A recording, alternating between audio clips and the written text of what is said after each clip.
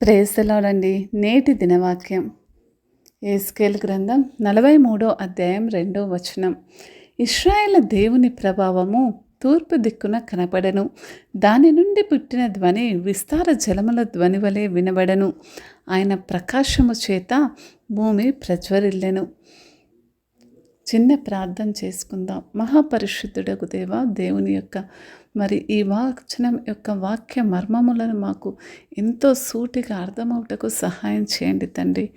యేసు నామములో ప్రార్థిస్తున్నా తండ్రి, ఆమెన్.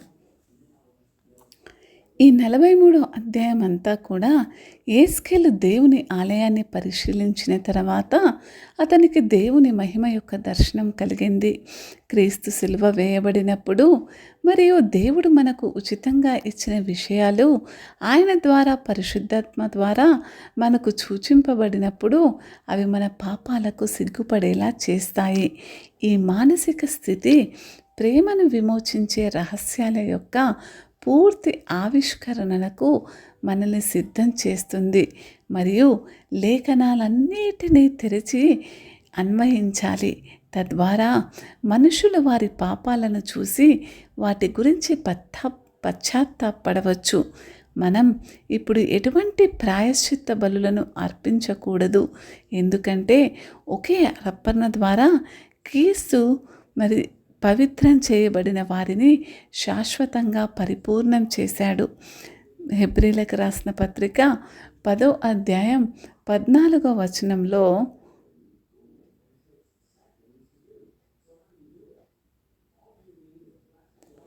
ఒక్క అర్పణ చేత ఈయన పరిశుద్ధపరచబడు వారిని సదాకాలమునకు సంపూర్ణులుగా చేసి ఉన్నాడు అంటున్నాడు.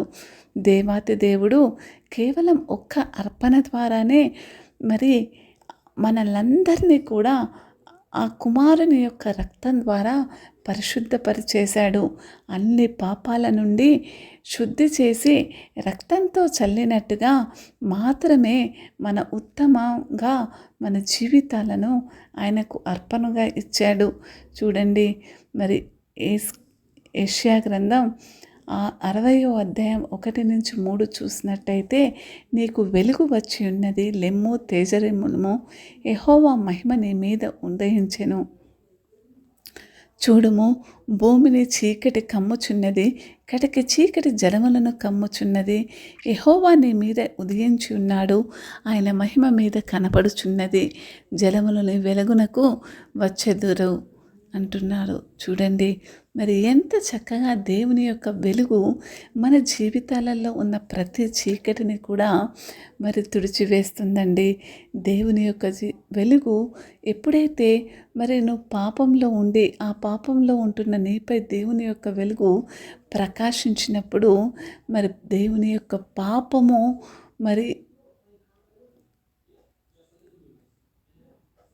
పాపంపై ఆయనకున్న కరుణ, కృప యెహెజ్కేలు ద్వారా ఎంతో స్పష్టంగా ఇక్కడ తెలియజేస్తున్నాడు. ఏంటంటే ఆ పాపం పైనే ఆ పాపాన్ని అధిగమించేంత ప్రకాశవంతమైన శాంతి అది ఒక భూమిపైన ఒక రూమ్లో కనుక చీకటి ఉన్నప్పుడు లైట్ వేసినప్పుడు ఆ చీకటి ఏమాత్రము కూడా కనుమరుగైపోతుంది. అవునా కదా? రూమ్ ఉందండి, లైట్ వేసాము, చీకటి ఉంటుందా పోతుందా? వెంటనే కనుమరుగైపోతుంది. అదేవిధంగా దేవుడు ఉదయించిన మన జీవితాలలో కూడా ఎక్కడ పాపం అనేది చోటు చేసుకోలేదు. వెంటనే ఆ పాపము కూడా వెంటనే అసలు తుడిచిపెట్టినట్టుగానే మన జీవితాల్లో నుంచి పారిపోతుందని దేవాతి దేవుడు సెలవిస్తున్నాడు.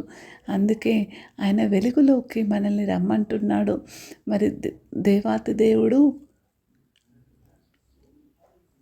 ఆయనే వెలుగు అయి ఉంటున్న దాన్ని బట్టి ఈ లోకానికి వెలుగా ఉంటున్న మనము మన జీవితాలు దేవుడు మనల్ని వెలిగించాడు.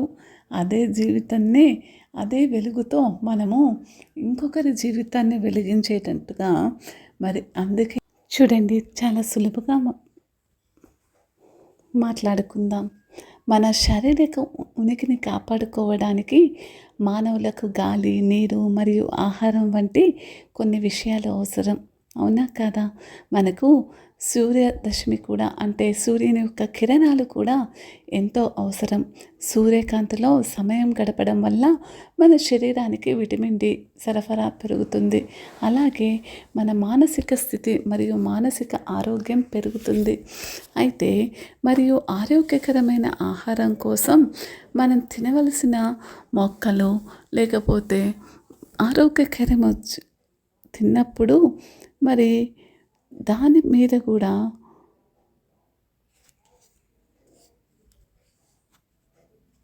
మన శారీరక ఆరోగ్యం ఆధారపడి ఉంటుంది. అదేవిధంగా జంతువులు కూడా మరి సూర్యకాంతి మీద మరి చెట్లు కూడా సూర్యకాంతి మీద ఆధారపడటం మనందరికీ తెలుసు. మరో మాటలో చెప్పాలంటే మనం వృద్ధి చెందడానికి కాంతి అనేది అవసరం. మన క్రైస్తవ జీవితాన్ని నిలబెట్టుకోవడానికి మనకు ఏమి అవసరమో వివరించడానికి మన భౌతిక అవసరాలు సహాయపడతాయి. ఉదాహరణకు దేవుని జీవితంలో ఎదగడానికి మనం ప్రతిరోజు ఆధ్యాత్మికంగా ఊపిరి పీల్చుకోవాలి, త్రాగాలి మరియు తినాలి. మరియు సాధారణ పెరుగుదలకు మనకు దేవునికి వెలుగు కూడా అవసరం. ఈరోజు మనం దేవుని వెలుగును ఎలా అనుభవించవచ్చో చూడడానికి మరి మనం ఆయనకు దగ్గరగా జరుగుదాము. చూడండి, వెలుగు మరియు జీవితం అనేవి కలిసి ఉంటాయని ముందు గుర్తుంచుకోండి. మొదట దేవుని వెలుగు మరియు దేవుని జీవితం ఎల్లప్పుడూ కూడా మరి మనతో కలిసి ఉంటేనే మన క్రైస్తవ జీవితం అనేది ఆహ్లాదకరంగా ఉంటుంది. మరి వెలుగు ఎక్కడ ఉంటుందో అక్కడ జీవం ఉంటుంది కదా. ఇది బైబిల్లో ఒక గొప్ప సూత్రము. అయితే కీర్తనకారుడు అంటున్నాడు, 36వ కీర్తన 9వ వచనంలో ఇలా చెబుతుంది, నీ యొద్ద జీవపు ఊట కలదు, నీ వెలుగులోనే మేము వెలుగును చూస్తాము. ఇది జీవనానికి వెలుగుకు మధ్య ఉన్న సంబంధాన్ని కూడా స్పష్టంగా చెబుతుంది. జీవితం ఎల్లప్పుడూ వెలుగు అనుసరిస్తుంది మరియు కాంతి మాత్రమే జీవాన్ని తీసుకురాలేదు కదా. మనం రక్షింపబడినప్పుడు మొదట దేవుని వెలుగును అనుభవించాము, అవునా కాదా? యేసుక్రీస్తు సువార్తను విన్నప్పుడు దేవుని వెలుగు మనపై ప్రకాశించింది మరియు మన స్థితిని మనం గ్రహించాము. ఆ వెలుగు ప్రకాశించడం వల్ల మనం పశ్చాత్తాపపడి దేవుని వైపు తిరిగాము. పునరుద్ధానం చేయబడిన యేసును మరియు ఆయన కోసం చేసిన ప్రతి దాన్ని మనం విశ్వసించాము మరియు ఆయన మన రక్షకుడిగా స్వీకరించాము. ఈ వెలుగు మనలో జీవాన్ని కూడా తెచ్చింది. దేవుని దైవిక జీవితంలో మన ఆత్మలో మనం జన్మించబడ్డాము అని అంటే సింపుల్గా చెప్పాలంటే తిరిగి జన్మించాము. కానీ దేవుడు మనలోని ప్రతి భాగాన్ని నింపే వరకు మనం ఆయన దైవిక జీవితంలో ఎదగడం కొనసాగించాలని కోరుకుంటాడు. కాబట్టి ఇది మనం ఆయన పట్ల ఉండవలసిన ఉద్దేశం. మరియు ఇది జరగాలంటే మనకు ఆయన వెలుగు ఎంతో అవసరమని ఈరోజు నేను చాలా స్పష్టంగా మాట్లాడుతున్నాను. దేవుని వాక్యంలో మనం వెలుగు చూడగలం, వెలుగు అవసరమే. అయితే దేవుని వెలుగు ప్రకాశాన్ని మనం ఎలా అనుభవిస్తాము అన్నది నేర్చుకుందాం. మొదటిది, ఆయన వాక్యం నుంచి మనం వెలుగుని అనుభవించగలం. నీ వాక్యము నా పాదములకు దీపము, నా త్రోవకు వెలుగై ఉన్నదని కీర్తనకారుడు 116వ కీర్తన 119వ కీర్తన 105వ వచనంలో చెప్తున్నాడు. నిజమైన ఆధ్యాత్మిక వెలుగును మరి దేవుని వాక్యమును ద్వారా మనకు అందిస్తున్నాడు. దేవుని వాక్యం మనకు వెలుగును తెస్తుంది మరియు మన మార్గాన్ని వెలిగించే దీపంలా పనిచేస్తుంది. కానీ మనం వాక్యం నుండి వెలుగును పొందుతామా లేదా అనేది మనం దానిని ఎలా చేరుకుంటామో దానిపై ఆధారపడి ఉంటుందని దేవుని వాక్యం సెలవిస్తుంది. నైతిక జీవితాన్ని ఎలా గడపాలో బోధిస్తాము, కానీ మన ఆధ్యాత్మిక జీవితాన్ని ఎలా కట్టుకోవాలో అప్పుడప్పుడు ఆలోచిద్దాము అని దేవుడు వాక్యం ఈ విధంగా హెచ్చరిస్తున్నాడు. అయితే చూడండి, మరి జీవం మరియు ఆత్మ రెండు మనలో ఉన్నాయి కాబట్టి ప్రభు ఇక్కడ మాట్లాడే మాటలను మనలో మాట్లాడే మాటలను కూడా సూచిస్తాయని స్పష్టంగా తెలుస్తుంది. బైబిల్ కేవలం అక్షరాలు కాదు, మన వెలుపల ఉన్న అన్ని పదాలకు బైబిలే జ్ఞానమని మనం అర్థం చేసుకోవాలి. మన ఆత్మలోకి ప్రకాశించే ప్రతి ఒక్క వాక్యము కూడా దేవుని సజీవమైన ప్రకాశించే మాటలని నమ్మి మనం బైబిల్ చదవడానికి మరియు స్వీకరించడానికి, మనం ఆత్మను తెరవడానికి నిరంతరం మన ఆత్మను సహవాసంలోనే ఉంచాలని దేవుడు ఎంతో స్పష్టంగా మాట్లాడుతున్నాడు. మొదటిది వాక్యం ద్వారా మనం వెలుగును మన జీవితాలలో ప్రకాశించుకోవచ్చు. రెండోదిగా మన ఆత్మను ఎలా సాధకం చేయాలో మనం బైబిల్ చదివేటప్పుడు మన ఆత్మలను ఎలా ఉపయోగించాలో నేర్చుకోవాలి. ఉత్తమమైన మార్గాలలో ఒకటి ఏంటంటే ప్రార్థన. మనం బైబిల్ చదువుతున్నప్పుడు ప్రార్థన చేయవచ్చు. మనం చదివిన వాక్యాన్ని ప్రార్థన చేయడానికి ఉపయోగించి ప్రార్థించవచ్చు. అప్పుడు దేవుడు మనకు ఆత్మగా మరియు జీవంగా మారుతాయన్నది దేవుని యొక్క మాటలు.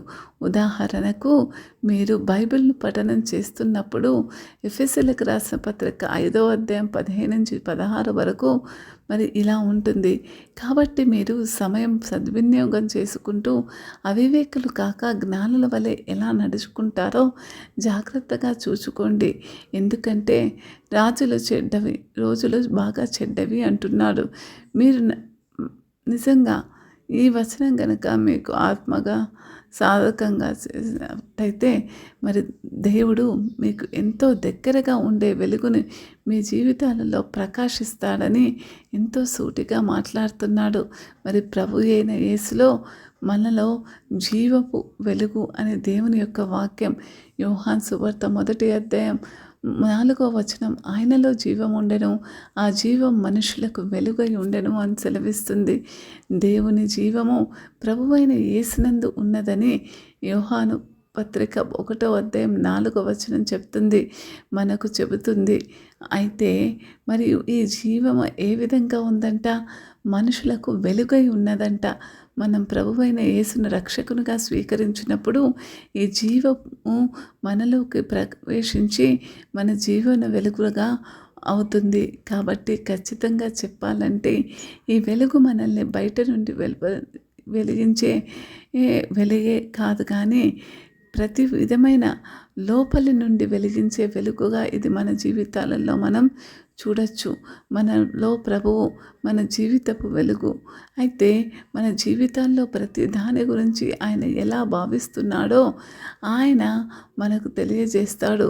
ఆయన దేనిని ఆమోదిస్తున్నాడో అదే లేదా ఆమోదించడో, ఏది ఆయన ఎందు సంతోషపరుస్తుందో, ఏది ఆయనను సంతోషపరచదో ప్రతినిత్యం ఆయన వెలుగు దగ్గరికి వెళ్ళి మనము దాన్ని అనుభవించగలం, గ్రహించుకోగలము.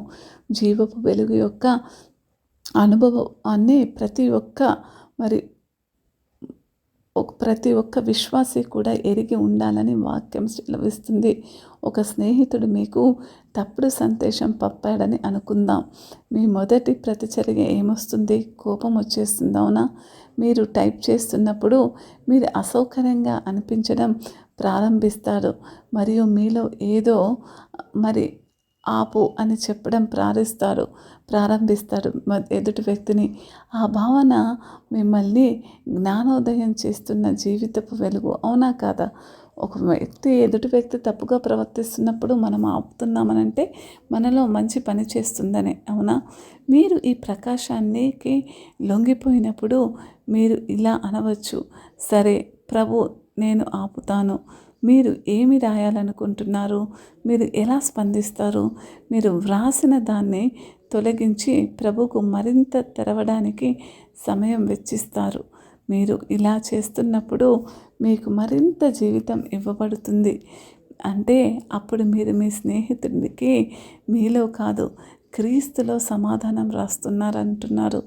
చూడండి, ఒక స్నేహితుడు ఎప్పుడైతే తప్పు చేశాడో, ఒక తప్పు మెసేజ్ పెట్టినప్పుడు ఆయనకి రిప్లై ఇవ్వడం మొదలుపెట్టినప్పుడు, ఎప్పుడైతే మీరు ఆపు అని అన్నప్పుడు, మరి అక్కడ ఏమి రాయాలో దేవుడి మీద ఆధారపడినప్పుడు మీలో దేవుని యొక్క జీవం వెలుగు ప్రకాశిస్తుంది అని మనం అర్థం చేసుకోవచ్చు.